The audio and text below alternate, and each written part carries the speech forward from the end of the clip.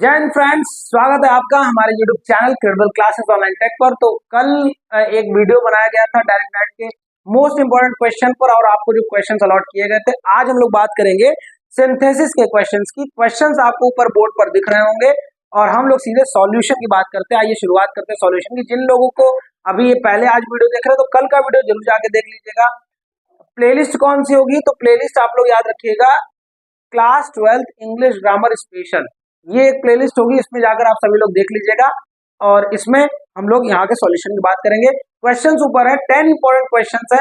Synthesis सबको पता है क्या होता है, दो जब सेंटेंसेस को एक साथ जोड़ा जाता है तो दैट इज कॉल्ड सिंथेसिस। आइए शुरुआत करते हैं। इसमें 3 सेंटेंस होते हैं, सिंपल, कंपाउंड एंड कॉम्प्लेक्स। तो बात करते हैं सबसे पहले सेंटेंस की और आंसर हम लोग का शुरू होता है आंसर नंबर 1, यानी कि क्वेश्चन क्या है पहले वो देखते हैं। Mrs Geeta sold her big house, आप लोग को ऊपर दिख रहा होगा, Mrs Geeta sold her big house, she got 20 lakhs for it. और सिंपल में इसको बनाना है। तो देखो दोस्तों, सिंपल में का मतलब है कि ढेर सारे इसके रूल्स हैं, ठीक है।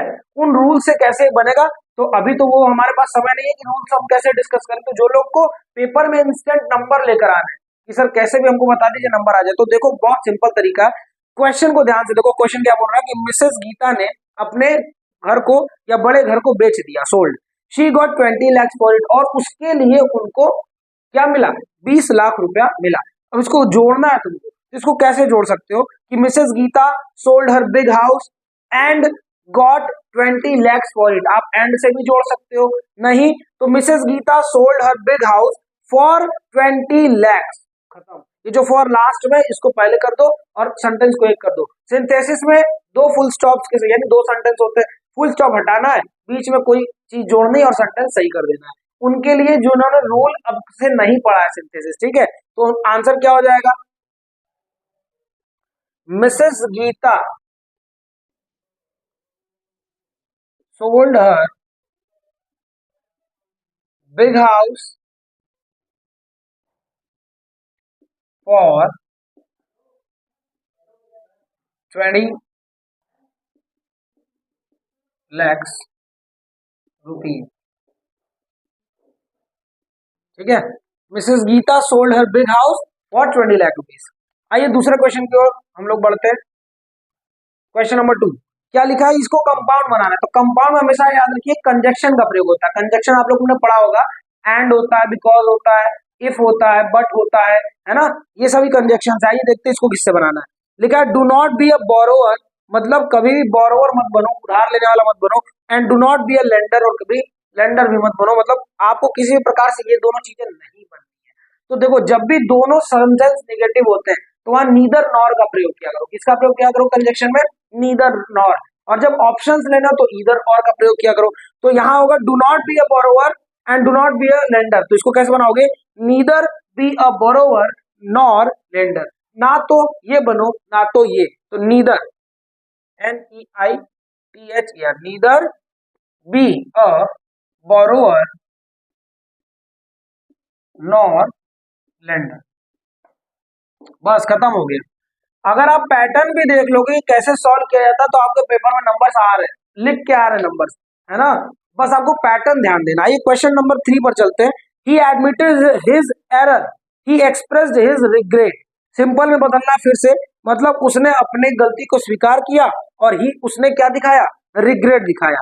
तो हम लोग याद रखेंगे इसमें एक रूल है जिसका नाम है परफेक्ट पार्टिसिपल। इसमें हैविंग के साथ वर्ब की थर्ड फॉर्म लगती है। कौन सा वर्ब, जो पहले आया। तो देखो दो सेंटेंस है, he admitted his error, full stop, he expressed his regret।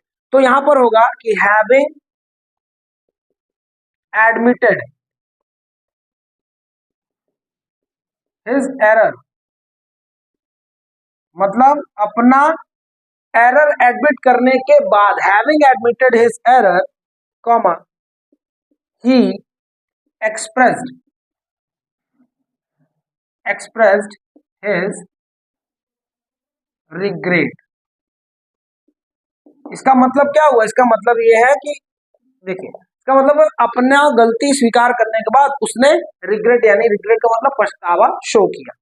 आगे, this is the place, full stop, here I was attacked by the robbers. यहाँ पर देखिए आप लोग को दिख रहा होगा, दिस इज द प्लेस, ये वह जगह है जहां आई वॉज अटैक्ड, मेरे ऊपर अटैक किया गया, बाय द रॉबर्स, यानी कि जो लोग रॉबर्स थे, डकैत थे, उनके द्वारा। कॉम्प्लेक्स में बनाना है। कॉम्प्लेक्स में भी याद रखना हमेशा दो चीजें, एक दैट याद रख लेना, ठीक है, एंड याद रख लेना, और WH वाले याद रख लेना, व्हाट, वेयर, व्हेन, ये सब याद रख लेना, ये बहुत इंपॉर्टेंट होता है फॉर कॉम्प्लेक्स। तो आइए देखते हैं, लिखा हुआ है कि this is the place here I was attacked by the robbers. इसको बस वेयर में चेंज कर दो कि यही वो जगह है जहां मेरे ऊपर अटैक किया गया। तो आंसर क्या हो जाएगा,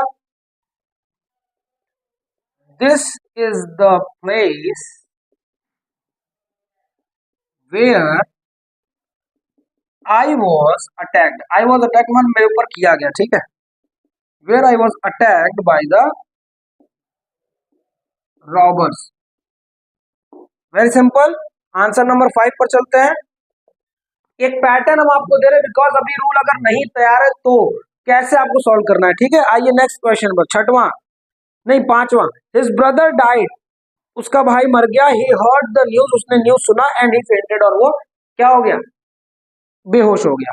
सिंपल सेंटेंस में बदलना है, तो आपको लिखना है अपने after hearing the news of his brother's death, यानी अपने भाई के मृत्यु का खबर सुनने के बाद ही फेंटेड, हुआ क्या हो गया, बेहोश हो गया। तो इसको ऐसे आप लिख सकते हो, या फिर हियरिंग से भी ING से कर लो, hearing the news of his brother's death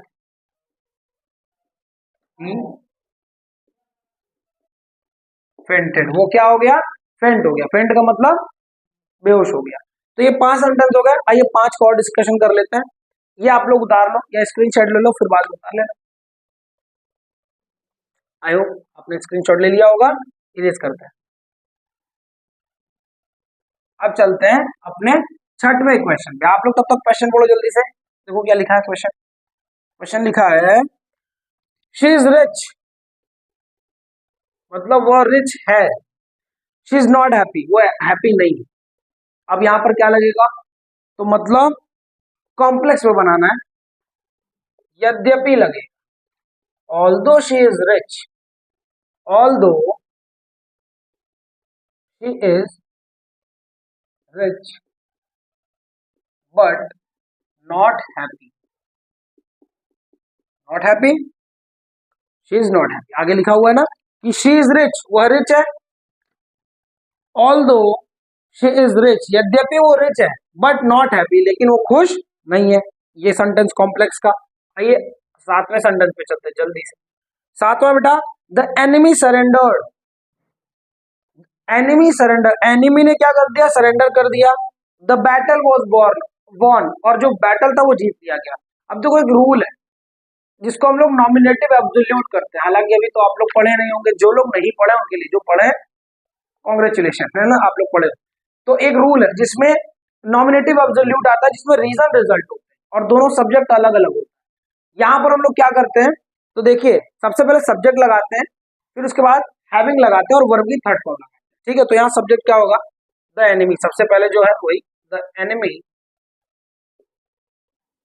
having surrender, comma, फिर अगला सब्जेक्ट अलग है इसीलिए तो उसको भी उतारना पड़ेगा। The battle was won, full stop. Answer number 8। अब ये कहो सर समझ में नहीं आया, देखो ये रूल है, इसका रूल है कि जब दो सब्जेक्ट अलग अलग हो तो वहां सबसे पहले हम लोग क्या करते हैं, पहले सेंटेंस जो होते हैं उसके सब्जेक्ट लिखते हैं, फिर हैविंग लगाते हैं, वर्ब का थर्ड फॉर्म लगाते हैं, वो वर्ब जो पहले हुआ है, एंड देन दूसरा वाला सेंटेंस एज इट इज उतार देते हैं। अगला sentence, it is done, it can not be done, it is done, यह हो चुका है, it can not be undone, अब यह अनडन नहीं हो सकता, यानी कि अब ये न किया हुआ नहीं हो सकता। जो चीज हो चुका है वो बिना किया हुआ कैसे हो सकता है, यही लिखा है, it is done, it can not be undone. अब जो चीज हो चुका है उसको कभी भी अनडन नहीं किया जा सकता। तो इसको हम लोग कैसे बना सकते हैं कॉम्प्लेक्स में, जैसे यहाँ पर हम लोग सिंस लगा सकते हैं, है ना, यहाँ पर हम लोग क्या लगा सकते हैं, since it is not done, since it is done it can not be. अब देखिए यहां पर समझिएगा, since it is undone. Undone का मतलब जब तक ये नहीं हुआ है, it can not be done. जब तक यह नहीं हुआ है, इसको नहीं माना जा सकता कि हो गया, it can not be done, ये नहीं हो सकता जब तक ये नहीं हुआ है। Since it is not, since it is undone, undone बोलो चाहे नॉट डन बोलो, since it is not done, जब तक ये नहीं पूरा हुआ है, it can not be done, तब तक इसको नहीं माना जा सकता कि ये हो सकता। थोड़ा सा ये इर्रेगुलर सेंटेंस है, लेकिन पेपर में कुछ ऐसे सेंटेंस, ठीक है। नौवां, he was innocent and that was the verdict of the jury. Complex में बनाना है, फिर से कॉम्प्लेक्स को बता दे, दैट लगा देना, WH लगा देना, और दैट इसमें लगा है तो बहुत सिंपल बनेगा कि वह इनोसेंट था, that was the verdict of jury, और न्यायाधीशों का भी यही वर्डिक्ट था, यानी यही न्याय था। तो क्या लिखोगे? इसका आंसर क्या हो सकता है? The verdict of the jury that he was innocent, the verdict of the jury that, the verdict of the jury that he was innocent। Simple. और लास्ट है आंसर नंबर 10।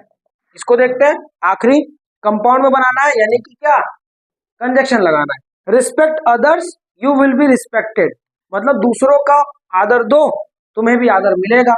तो respect others you will be respected, तो अगर तुम दूसरे को आदर दोगे तो इफ यू रिस्पेक्ट अदर्स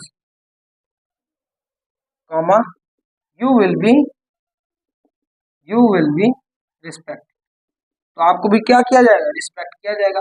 अगर तुम दूसरों को रिस्पेक्ट दोगे तो तुम्हें भी रिस्पेक्ट मिलेगा, है ना। तो ये था हमारा कौन सा सेक्शन? सिंथेसिस का सेक्शन।